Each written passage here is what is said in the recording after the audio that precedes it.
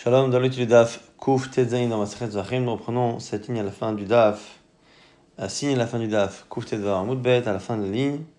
On a dit ici que El Akashia, Rola, il reste une Kushia sur le Rola. On avait vu qu'il y avait une contradiction ce que dit Ravuna et une Braïta au sujet justement du Rola. Est-ce que avant le Mishkan, est-ce que les Rolot étaient apportés avec Efshet Vénitoire, est-ce qu'on enlevait la peau et on coupait la viande en morceaux ou pas? C'était Ravuna disait que non, et on voit de la Braïta que oui. Alors il reste cette couche là, la cachère là. Très Tanaï, la grande dit c'est marloquet Tanaïm. Tania c'est marloquet, Rabbi Shmuel Omer. Klalot Nimru Basinaï, on pratot de Al-Moed. Les règles générales de la Torah ont été données au Mont Sinaï, mais pas forcément les détails, qui eux ont été donnés dans le Ohel Moed. Parce qu'on voit qu'il y a des halachot que Moshe Rabbeinu semble apprendre au Ohel Moed. Avec qui lui n'est pas d'accord. Il dit même si certaines halachot ont l'air d'être mentionnées de manière générale dans le Matan Torah et dans les détails que Ohel Moed, avec il pense que Klalot ou Pratot Nemro Besinaï. Tout a été dit en détail et de manière générale au Sinaï. Simplement, Nishnu Be'Ohel Moed, ça a été répété au Ohel Moed. Et en plus, même si ce n'est pas le sujet ici, Nishtal Shalou, on les a répétés une troisième fois. Be Arvot Moab. Et donc c'est pour ça qu'on a une marloquette ici entre Ravuna et la Braïta. Ravuna pense comme Rabbi Ishmael que les détails n'ont pas été donnés au Mont Sinaï mais un peu plus tard dans le Ohel Moed, et donc dans le Midbar il n'avait pas cette mitzvah-là de Efshet Vénitoire, ce qui n'est pas encore une fois l'avis de Rabbi Akiva. On reprend la suite de cette même Braïta qui dit Mar, Akol Ksherim Leakrib. Tous les animaux purs, tous les animaux cachers, mangeables, peuvent être apportés avant le Mishkan, pouvaient être apportés en Korban. Donc on pouvait apporter une gazelle, un daim, un cerf, je ne sais quel animal caché. Mélanimilé, d'où on le sait. Ravuna nous dit d'Amarkra du verset. Veiven Noach Misbeach Lachem. Noach a construit un misbeach pour Dieu. Et car Mikol Abema Teora, Mikol Arfator. Il a pris de tous les animaux purs et de toutes les volailles pures. Pur c'est caché. Bema Kemashmao, Chaya Bechal Bema. Alors, Bema, effectivement, Kemashmao, au sens propre du terme, dont c'est que Chaya, les animaux non domestiques également, parce que d'une certaine manière, c'est inclus dans l'expression Bema. Bema peut finalement inclure à la fois les animaux domestiques et ceux qui ne le sont pas. Maintenant, d'où sait-on ce qui est marqué dans la suite de la Braïta? Que ce sera Rimut Kevot Mimim Balemomim. Que les animaux qu'on peut apporter, c'est à la fois les mâles et les femelles, et à la fois ceux qui sont sans défaut et ceux avec un défaut. De l'expression de tous les animaux mangeables ou de tous les animaux purs, on apprend que toutes les races d'animaux cachés, maintenant mâles et femelles, et même avec un défaut, d'où on le sait, Amarma tamut vezachut bebehema, ven tamut vezachut be'afot, betkash behema le'afot. Par du principe qu'avant Matan Torah, il n'y avait pas de kpeda, d'obligation pour les volailles d'être avec ou sans défaut, ou d'être mâle ou femelle. Et comme dans le verset justement de Noach, on a vu qu'on a parlé à la fois de Behémoth, à la fois des Arafot, pour dire que les deux sont sur le même plan à cette époque, et que de la même manière que les Arafot, on n'a pas regardé le sexe de l'animal, ni s'il a un défaut ou pas, ce sera pareil pour les Behémoth. Maintenant, tu mets mieux les momim, la pouké, mechosa, ever, on nous dit ici tout de même qu'on ne peut pas aller jusqu'à inclure mechosa, ever, celui qui a vraiment un membre qui manque. Pourquoi? Dès lors, Amar avec Elazar, ce que Rabbi Elazar dit, dont on sait qu'un animal dont il manque un membre ne peut pas être apporté par un ben noir avant donc le matin Torah ou même après pour un ben noir. Tamouloma, Mikol Achai, Mikol Bassar, c'est marqué là-bas de tous les êtres vivants, Mikol Bassar de toutes les chairs. Avebema Shechim, Raché Evarim Shela. En disant Mikol Achai, Mikol Bassar, on fait ici une dracha pour dire qu'il faut que tout le bassar, toute la chair de l'animal soit vivante. Et donc qu'il n'y ait pas de membres disparus. Mais qui te dit là-bas que quand on dit qu'il faut que l'animal soit entièrement vivant, peut-être qu'on vient exclure un animal qui serait vivant, mais qui serait blessé de telle sorte à ce qu'il ne tient pas, qu'il est tréfa. On dit, les chayot zeradavka. On m'a dit non. Celui qui est tréfa, je n'ai pas besoin de ce verset-là. Pourquoi? Parce que les chayot zera à la dama, On parle là-bas justement de la mission que Noach avait de faire en sorte qu'il y ait une reproduction sur la terre après le déluge. Chayot Zera nous montre qu'il faut qu'ils prennent des animaux qui peuvent se reproduire. Or, l'animal qui est tréfa, qui ne peut pas survivre, normalement ne peut pas enfanter. Et donc, en disant, prends des animaux qui permettent d'être mechaï zera à la dama, ça exclut déjà ceux qui sont tréfa. Et donc, je n'ai pas besoin de l'exclure par ailleurs. Donc, quand on me dit que Mikol Acha et Mikol Bassa, c'est forcément venu m'apprendre Mechoussa. Ton raisonnement marche pour celui qui pense qu'un animal tréfa ne peut pas enfanter. Les mandama tréfa yoledet maïkalamema, mais ceux qui disent qu'un animal tréfa peut enfanter. Que dire? On va dire un makra itar. C'est marqué là-bas aussi qu'il faut qu'il fasse vivre les hayot itar avec toi.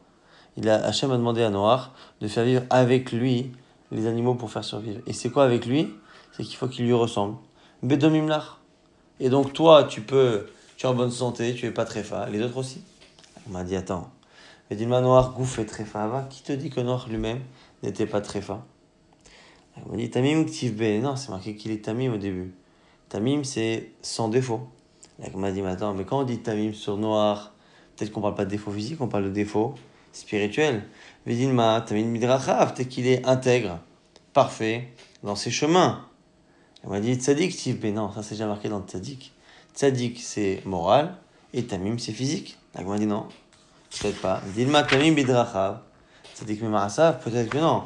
Tamim, c'est dans les chemins, dans le caractère. Et tzaddik, c'est dans les actions. Et donc, on n'a aucune preuve qu'il était effectivement tamim. Et donc, il peut être tréfa. Et donc, quand il lui dit itar, ce n'est pas possible de dire que c'est comme toi, sans défaut, puisqu'on ne sait pas s'il était sans défaut physique. Noach. Et donc, si on ne pense pas que tréfa est naïolé d'être, on n'a toujours pas de source.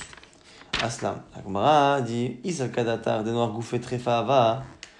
C'est pas possible de dire que Noach était tréfa. Parce que si c'est cela, pourquoi aurait-il demandé à Noach de prendre des animaux qui lui ressemblent? Quoi, qui lui ressemblent avec un défaut qui sont tréfa? Ça n'a pas de sens. Les Noach, des Kavatach, Ayel, Shlamim, Lote Ayel. Quoi, Hachem viendrait lui dire tu sais, comme tu es, que tu es avec un défaut, il faut que tu apportes des animaux qui ont des défauts comme toi et pas des animaux qui n'en ont pas. Ça n'a pas de sens. Donc maintenant, la Gemara dit alors maintenant qu'on a vu que grâce à Itar, comme toi, ça nous apprend que les animaux doivent être pas très fins. À ce moment-là, pourquoi on a besoin de l'expression les chayot zera? Alors la Gemara dit Maoud et Teima, Itar le tzavta be'alma, afilu zaken afilu saris, kamash manan. Si j'avais que Itar, j'aurais dit il faut pas un animal tréfa. Et effectivement, selon un avis sur deux, tréfa n'est pas yoledet. Mais j'aurais pu penser qu'un animal qui n'est pas tréfa, donc qui n'a pas de défaut, mais simplement qui est stérile parce qu'il est vieux ou parce qu'il est castré, on aurait pu penser que cet animal-là peut être amené en korban, kamashmal justement, que non. Maintenant, théorine aval lot mein. On avait dit tout de même dans les animaux qu'il faut des animaux purs, mangeables, cachers, et pas des animaux impurs. Mais au moment du déluge, la Torah n'a pas encore mentionné la liste des animaux qui sont purs et impurs, et donc on ne sait pas c'est quoi. Rabbi Shmuel ben Nachmania, Rabbi Yochanan, Meotan Atidim Litaher. Rabbi Yochanan nous dit que c'est en fonction de ce qui finira par être pur plus tard. Donc c'est déjà en avance sur ce que la Torah va dire. On dit Mena Aveyadai. Ok, nous on le sait. Mais Noach lui-même, comment le savait-il? Deux réponses. Kedar Afrizda. Soit ce que dit Afrizda, Afrizda, Yaviran Lifnei Hateva, Kosh Teva Koltan Yadua Sheu Tahor, et la Teva Koltatan, Beyadua She'en Tme'in. Il a amené les animaux devant la Teva. Ceux qui ne devaient pas être apportés en korban, il devait en apporter que deux, un mâle et une femelle. Les autres, il en fallait 7. Alors, il a amené par 7 toutes les races d'animaux. Celles que la Teva acceptait qui rentraient dans la Teva, à ce moment-là, c'était forcément des animaux purs. Ceux qui ne rentraient pas à 7 dans la Teva n'étaient pas purs et ils n'apportaient pas de korban après le Maboul. Ça, c'est la première réponse. Rabbi Abaou propose, Amakra, le verset Vaim Zachaun Keva. C'est marqué là-bas au sujet des animaux de la Teva que Abaim, ceux qui viennent Zachaun Keva, mâles et femelles. Ceux qui viennent, nous dit ici Rabbi Abaou, Abain Meleen. Les animaux sont venus tout seuls. Et donc, 2 par 2 pour les animaux impurs et 7 par 7 pour les animaux purs. Amar ma vakol karvorolot. On a dit dans cette même braïta que tous les korbanot qui étaient avant le Mishkan étaient des rolot. Donc avant le Mishkan, les Bnei Israël qui avait un statut de Bnei Noach n'avaient pas le droit d'apporter comme sacrifice autre chose que des korban rolot qui sont intégralement brûlés. Là, comment on va objecter à cela? Rolon in shlamim lo, quoi, pas des shlamim, actif pour c'est marqué vaisbecho zachim shlamim. La Shem Parim, c'est marqué justement qu'au mont du Har Sinaï, ils ont apporté des rolot et des shlamim. On m'a dit la kol karvu rolot.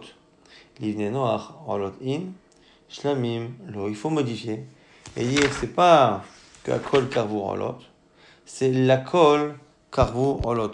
C'est que finalement pour tout le monde on peut apporter des rolot et donc on fait une distinction entre les Bnei Israël et les Bnei Noach. Les Bnei Israël pouvaient déjà apporter autre chose que des rolot, mais les Bnei Noach non. Ah, donc du coup ça c'est valable à l'époque où on a déjà une distinction entre Bnei Israël et Bnei Noach, même si on n'a pas encore le Mishkan. On va dire que Mandama, lo karvu shlamim Bnei Noach, itmar Rabbi Elazar, Rabbi Yossi ben Hanina, Chadamar, karvu shlamim Bnei Noach, Chadamar lo karvu. On nous dit c'est une marloquette, Rabbi Elazar et Rabbi Yossi ben Hanina, un qui dit que les Bnei Noach apportaient des shlamim, et d'autres pensaient que non.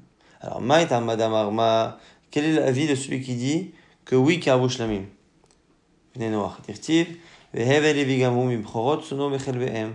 Hevel, le fils de Noach, le fils d'Adam Arishon, a apporté lui aussi un korban qui était bechorot sono les premiers-nés de son troupeau, ou mechel behem, et des graisses qu'il y a dans ces animaux-là.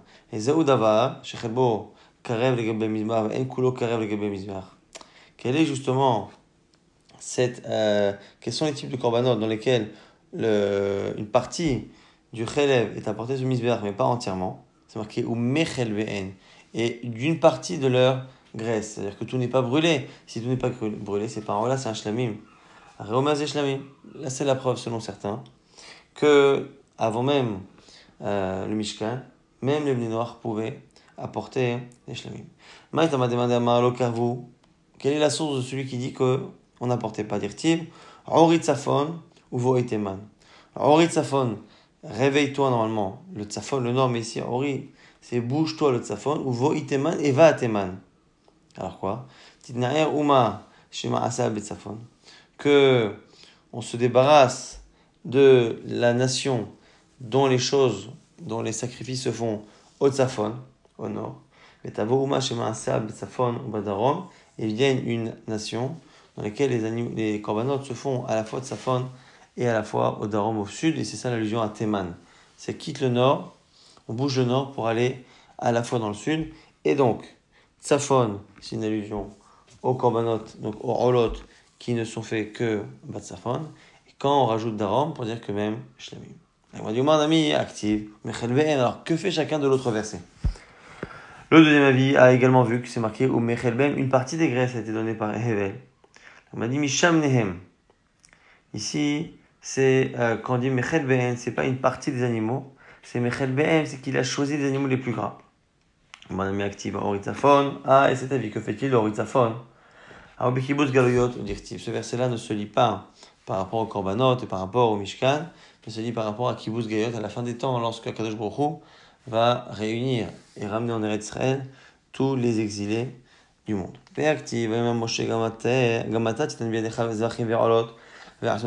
Pourtant, c'est marqué que Moshe Rabbeinu a dit à Pharaon avant de sortir d'Égypte, toi aussi tu vas nous donner des korbanot, zvachim et orlot. Donc les orlot on connaît, ok, mais les zvachim, donc on voit bien que Paro peut faire des zvachim.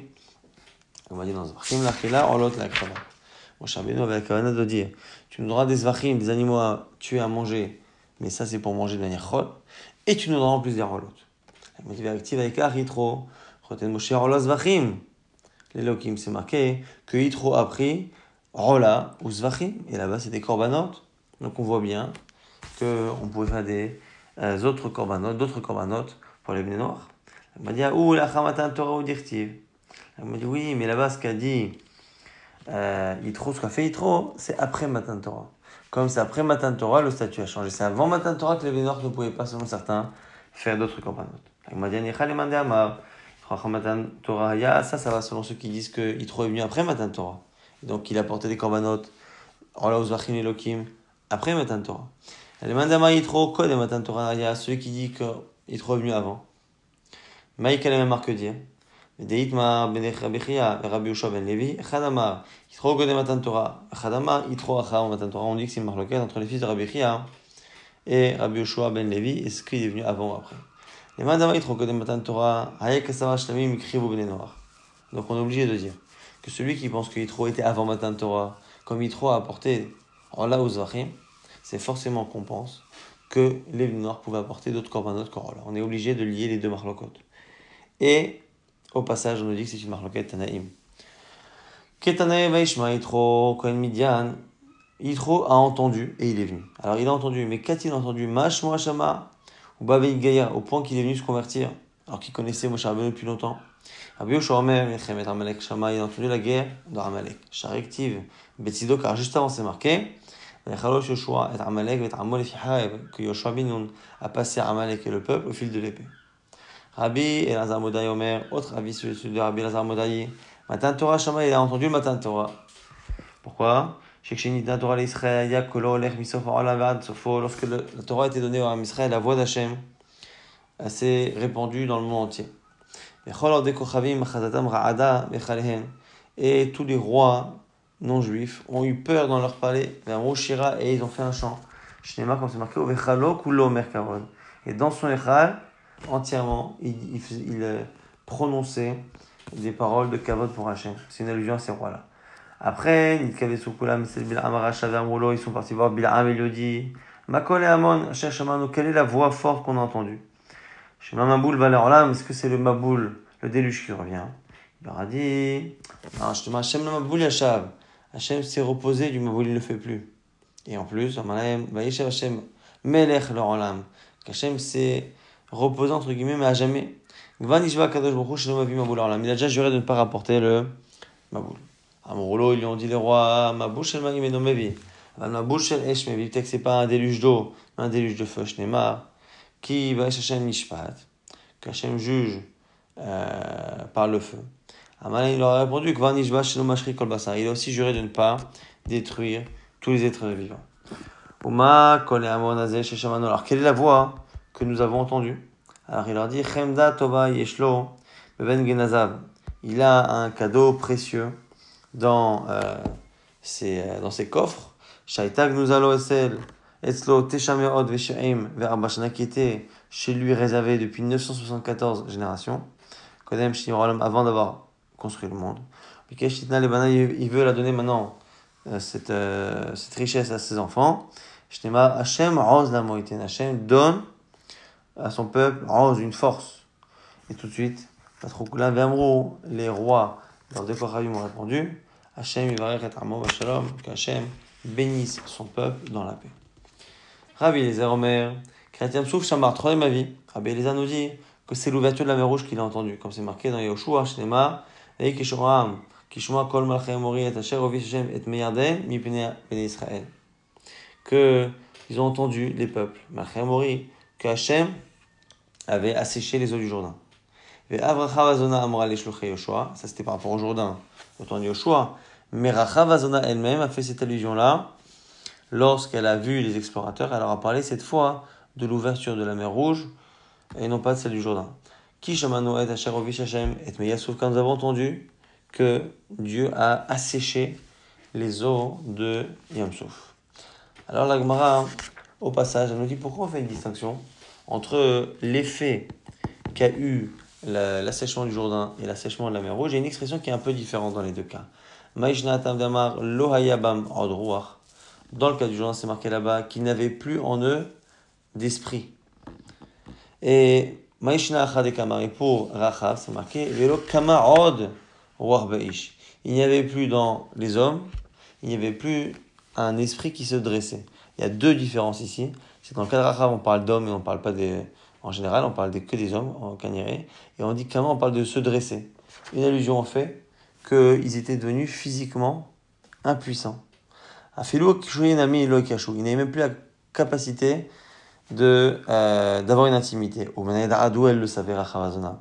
Quand on dit il n'y a pas un prince, une personne importante, chez le bas Rachavazona qui n'est pas venu voir Rachavazona qui était donc une courtisane. Amro, ils ont dit elle avait 10 ans lorsqu'elle est sortie, lorsque les Israéliens sont sortis d'Égypte. Et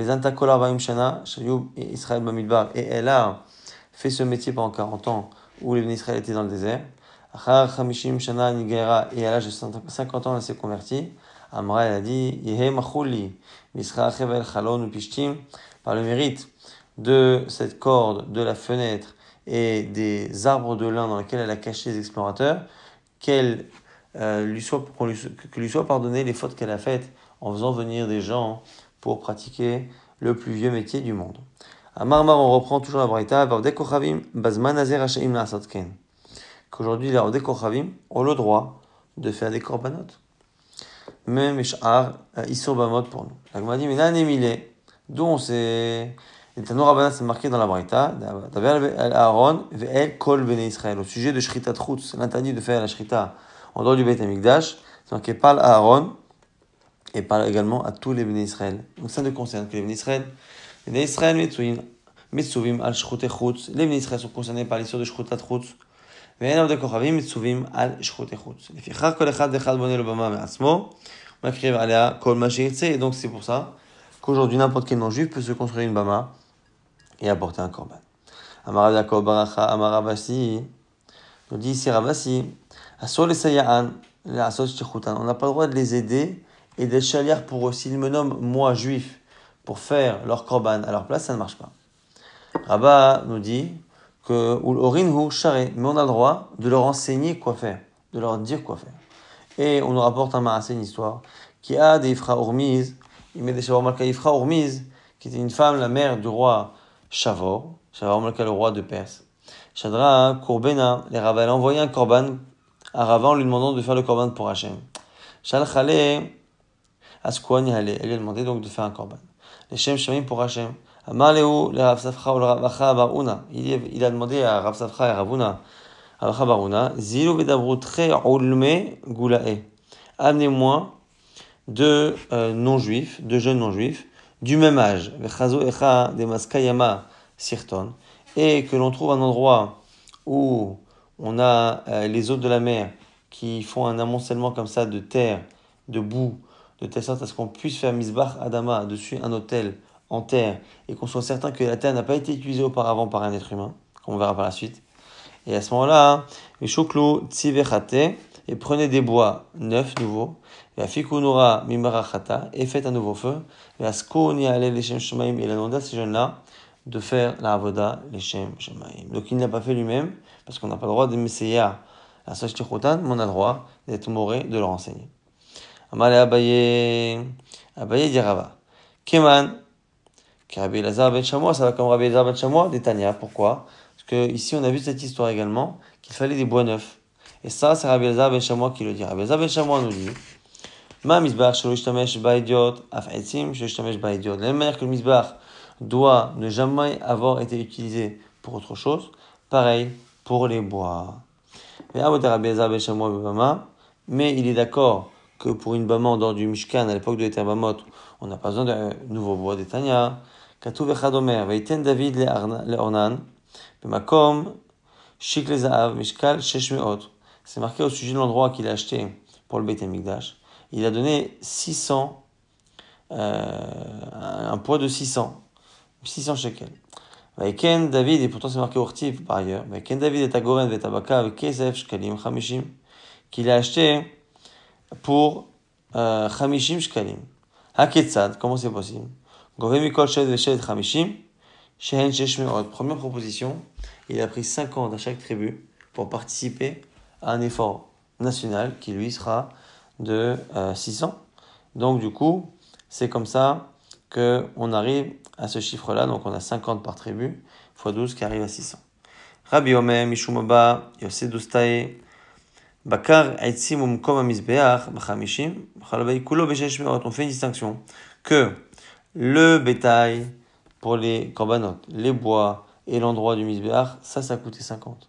Et peut-être que c'est tout le Beit HaMikdash qui a coûté 600. Rabbi Elazar ben Shammua Omer. Au passage, on donne une autre réponse de Rabbi Elazar ben Shammua. Baka va'etzim b'chamishim v'chol bayit kulo b'shesh me'ot. Tirti v'yomer. Harav na el David. Yikar v'ya'al Adoni hamelech hatov be'inav. Re'eh baka la'ola. V'morigim uchli baka la'etzim. Et on retrouve ce tiroutz là que baka va'etzim. Donc le bois et le troupeau, donc on parle pas ici du makom mizbeach, b'chamishim, et tout le Beit HaMikdash, shesh me'ot à 600 shekels. Et on nous cite un verset là-bas qui montre que celui qui a vendu a dit à David Amelech, car ve'ya'al Adoni Amelech hatov ve'inav, qui prenne mon roi, que le roi prenne ce qu'il veut. Re'eh abakar la'ola, le bakar pour l'ola, amorigim uchla bakar la'etzim. Et les morigim, on verra ce que c'est tout de suite, et que la bakar, ce qui sert à atteler les animaux, sera utilisé pour les haïtim. Mais là, on a un problème parce que si on utilise les klebakar et les morigim, donc les ustensiles pour le bois de la maracha, ça veut dire que ce qu'a dit tout à l'heure Rabbi Elazar ben Shammua, qu'il faut des bois neufs, c'est faux. On dit Verava Malach, Atam Nami Bechate. Là-bas, les morigim et klebakar qui ont été donnés à David Amelech, proposés en tout cas pour le bois du Beit HaMikdash, c'était des kelim, effectivement, mais qui n'avaient jamais été utilisés auparavant. Maï morigim, au passage, on dit c'est quoi morigim? Amarou, la roula nous dit mita shel turbal. Un mita, un lit de turbal. Maï mita shel turbal. Amar Abaye nous dit aïza, des kourkessa, des daishan, d'ishae. Abaye nous explique, parce que vous avez vu que Roula nous a traduit ce que c'est morigim, mais sa traduction n'est pas claire. Alors ici, aïza, c'est parce que le keli a la forme plus ou moins d'un aise, d'un petit animal, et des daishan d'ishae qui permet de faire de récupérer ce qui était de la disha. Donc, quand on sépare les épis de blé des graines, on a à un moment donné une machine pour finalement couper cette paille-là en petits morceaux. Et c'est ce qu'il y a qu'on appelle ici morig. Et là, Gemara nous rapporte une preuve à Marabay, Maïkra, Inesamtich, la morag, Charutz, Radash, Baal Pifiot. J'ai fait de tout en parlant d'Israël un morag. Morag, c'est comme morigim, donc c'est ce qu'il y a là. Charutz, Radash, Baal Pifiot. Comme une lame finalement nouvelle avec deux lames de chaque côté. Donc c'est ça l'idée ici de Charigim. Makrele Rava livré Veramelekre et Adade. Rava enseignait les versets à son fils et il a vu une contradiction. David Lornan. David. Donc encore une fois, Sheshmeot ou Chamishim. On reprend. Un Ketzad. Il a pris 50 de chaque trimus qui arrive à 600. On dit, Vakti, Kashen Adade. Il y a encore une contradiction. C'est qu'Atam Kesef, Achazav. Il y a un verset où on parle d'argent, et un verset où on parle d'or. Alors, il a pris de l'argent, il a pris de l'or. L'Achikama, Govek Kesef, Bemishkal Sheshmeot Zahav. En réalité, c'est pas une contradiction une fois 600 d'or ou 50 de chaque en argent, parce que sinon c'est pas équivalent. 600 shkalim d'argent et 600 shkalim d'or, ce n'est pas pareil. Alors on nous dit quoi? En réalité, il a pris 600 shekels d'or, mais au niveau de la valeur, mais en pratique, il les a pris sous forme de shkalim. Donc il a prélevé pour tout le Ham Israël 50 shekels, l'équivalent, la valeur de 50 shekels d'or par tribu, et donc la valeur de 600 shekels d'or pour tout le Ham Israël, mais il l'a pris sous forme de shekels d'argent.